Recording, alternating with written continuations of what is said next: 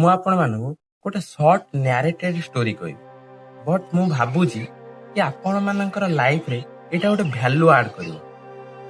ଏ ଷ୍ଟୋରିଟା କିଛି ଏମିତି, ଗୋଟେ ଟାଇମ୍ ଅଛି କି ମୁଁ ସେଇ ସମୟରେ ରିଲ୍ ସ୍କ୍ରଲ୍ କରୁଛି, ଟେକ୍ସଟ କରୁଛି, ସୋସିଆଲ ମିଡ଼ିଆ ୟୁଜ୍ କରୁଛି।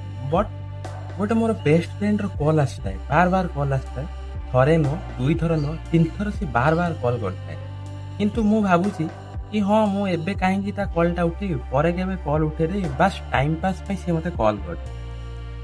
ସିଏ ବି ଦେଖିଛି ଯେତେବେଳେ ମୁଁ କଲ୍ଟାକୁ ଉଠେଇ ପାରିନି, ସିଏ ମଧ୍ୟ ହ୍ୱାଟ୍ସଆପ୍ରେ ମୋତେ ଟେକ୍ସଟ କରିଛି। କିନ୍ତୁ କ'ଣ ଟେକ୍ସଟ କରିଛି, ସାଙ୍ଗ ତୋ ସହିତ ଗୋଟେ ଇମ୍ପୋର୍ଟାଣ୍ଟ କଥା କହିବାର ଅଛି। ସେଟାକୁ ବି ମୁଁ ଦେଖିଛି, ବଟ୍ ମୁଁ ତାକୁ ରିପ୍ଲାଏ ଦେଇପାରିନି। ସେଇଥିପାଇଁ ବଟ୍ ମୁଁ ତାକୁ ଇଗ୍ନୋର କରିଦେବି ଯେ ହଁ, ପରେ କେବେ ତା ସହିତ ମୁଁ ଟେକ୍ସଟ କରିକି ତା ସହିତ ମେସେଜ କରିଦେବି, ବା ସେ ଟାଇମ୍ ପାସ୍ କରୁଛି। ତାପରେ ଏମିତି କିଛି ହେଇଛି କି 2 ଦିନ ପରେ ମୁଁ ଶୁଣିବାକୁ ପାଇଛି ଯେ ସେ ସାଙ୍ଗ ଜଣକ ଆକ୍ସିଡେଣ୍ଟ ହେଇଯାଇଛି। ତାପରେ ମୋ ମନ ଭିତରେ ଗୋଟେ ଭାବନା ସୃଷ୍ଟି ହେଇଛି କି ମୁଁ ସେଇଦିନ ଗୋଟେ ଭୁଲ କରିଦେଇଛି। ଆଇଦର ବାଇ କଲ୍ ନ ଉଠେଇ ଥାଇପାରେ, ହ୍ୱାଟ୍ସଆପ୍ ନ ଉଠେଇ ଥାଇପାରେ।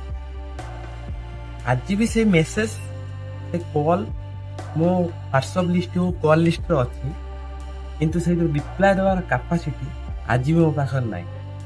ତେଣୁ ସବୁବେଳେ ସମସ୍ତଙ୍କ କଲ୍ ଟାଇମ୍ ପାସ୍ ପାଇଁ ହେଇନଥାଏ, କିଛି କଲ୍ ବି ବହୁତ ଲାଇଫ୍ରେ ଇମ୍ପୋର୍ଟାଣ୍ଟ ହେଇଥାଏ, ଲାଇଫ୍ର ଡାଇରେକ୍ସନ୍ ଚେଞ୍ଜ କରିଦିଏ। ବାସ୍ ସବୁ କଲ୍କୁ ସିରିୟସ୍ ନ